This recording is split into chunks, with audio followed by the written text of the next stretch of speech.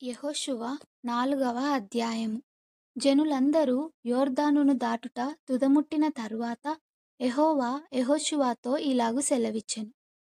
ప్రతి గోత్రమునకు ఒక్కొక్క మనుష్యుని చొప్పున 12 మనుష్యులను ఏర్పరచి, యాజకుల కాళ్ళు నిలిచిన స్థలమున యొర్దాను నడుమ నుండి 12 రాళ్లను తీసి వాటిని ఇవతలకు తెచ్చి, మీరు ఈ రాత్రి బస చేయు చోట వాటిని నిలువబెట్టుడని వారికాజ్ఞాపించుము.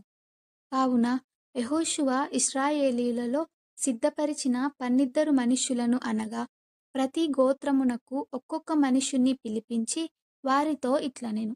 యొర్దాను నడుమనున్న మీ దేవుడైన యెహోవా మందసమునెదుట దాటిపోయి ఇశ్రాయేలీయుల గోత్రముల లెక్క చొప్పున ప్రతివాడును ఒక్కొక్క రాతిని తన భుజము మీద పెట్టుకొని తేవలెను. ఇక మీదట మీ కుమారులు ఈ రాళ్ళెందుకని అడుగునప్పుడు మీరు యెహోవా మందసమునెదుట యొర్దాను నీళ్లు ఏకరాశిగా ఆపబడెను. అది యొర్దానును దాటుచుండగా యొర్దాను నీళ్లు ఆపబడెను గనుక ఈ రాళ్ళు చిరకాలము వరకు ఇశ్రాయేలీయులకు జ్ఞాపకార్థముగా ఉండునని వారితో చెప్పవలెను.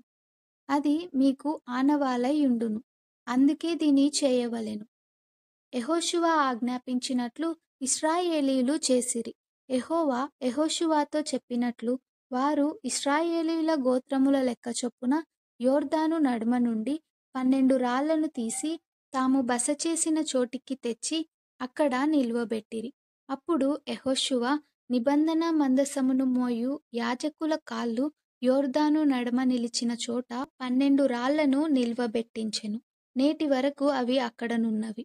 ప్రజలతో చెప్పవలెనని యెహోవా యెహోషువకు ఆజ్ఞాపించినదంతయు అనగా మోషే యెహోషువకు ఆజ్ఞాపించినదంతయు నెరవేరు వరకు యాజకులు మందసమును మోయుచు యొర్దాను నడుమ నిలుచుండగా జనులు త్వరపడి దాటిరి.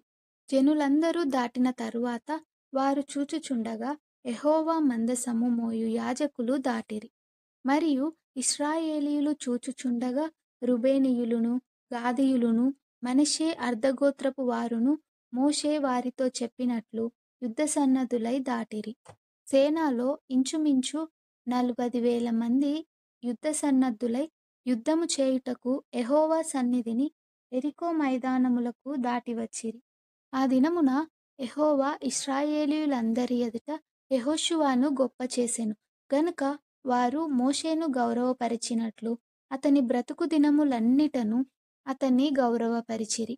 యెహోవా సాక్ష్యపు మందసమును మోయు యాజకులకు యొర్దానులో నుండి ఇవతలికి రండని ఆజ్ఞాపించుమని యెహోషువతో సెలవీయగా యెహోషువ యొర్దానులో నుండి ఎక్కి రండని ఆ యాజకులకాజ్ఞాపించెను.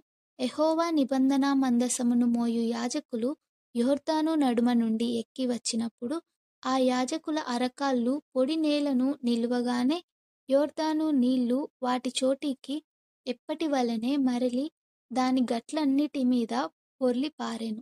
మొదటి నెల 10వ తేదీని జనులు యొర్దానులో నుండి ఎక్కివచ్చి యెరికో తూర్పు ప్రాంతమందలి గిల్గాలులో దిగగా వారు యొర్దానులో నుండి తెచ్చిన 12 రాళ్లను యెహోషువ గిల్గాలులో నిలువబెట్టించి ఇశ్రాయేలీయులతో ఇట్లనెను.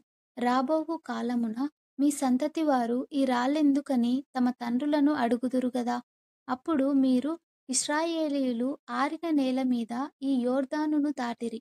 ఎట్లనగా యెహోవా బాహువు బలమైనదని భూనివాసులందరూ తెలుసుకొనుటకును మీరు ఎల్లప్పుడును మీ దేవుడైన యెహోవా యందు భయభక్తులు నిలుపుటకును మేము దాటు వరకు మీ దేవుడైన యెహోవా తానే మా ఎదుట ఎర్ర సముద్రమును ఎండజేసినట్లు మీరు దాటు వరకు మీ ఎదుట యొర్దాను నీళ్లను ఎండజేసెనని చెప్పి ఈ సంగతి వారికి తెలియపరచవలెను.